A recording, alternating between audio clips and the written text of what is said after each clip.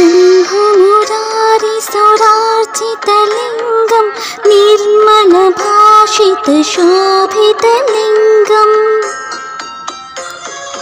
जन्मजदुःखविनाशकलिङ्गं तत्प्रणमामि सदा शिवलिङ्गम् देवमुनिप्रवरार्चितलिङ्गं कामदहनकरुणाकरलिङ्गम्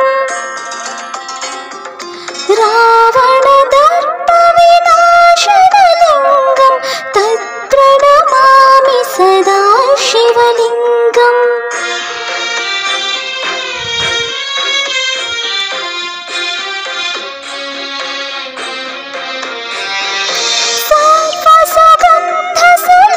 सर्वसुगन्धसुलेपितलिङ्गं भुक्तिविवर्धनकारणलिङ्गं सिद्धसुरासुरवन्दितलिङ्गं तत्प्रणमामि सदा शिवलिङ्गम्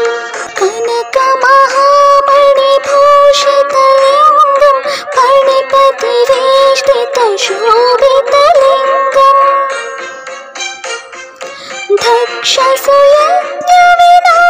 दक्षसुयज्ञविनाशनलिङ्गं तत्प्रणमामि सदा शिवलिङ्गम् कुङ्कुमचन्दनलेपितलिङ्गं पङ्कजहारसुशोभितलिङ्गम्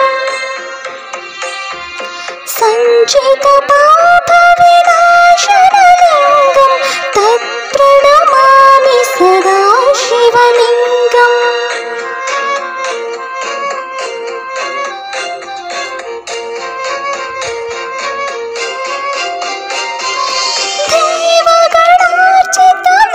देवगणार्चितवेष्टितलिङ्गं भावैर्भक्तिविलेवचलिङ्गं दिनकरकोटिप्रभाकरलिङ्गं तत्प्रणमामि सदा शिवलिङ्गम्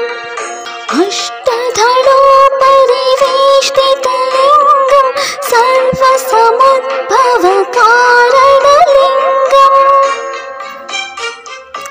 अष्टधरित्रविनाशनलिङ्गं तत्प्रणमामि सदा शिवलिङ्गम्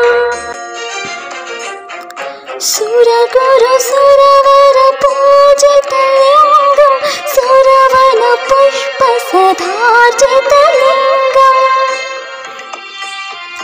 परमात्मकलिङ्गं तत्प्रणमामि सदा शिवलिङ्गम्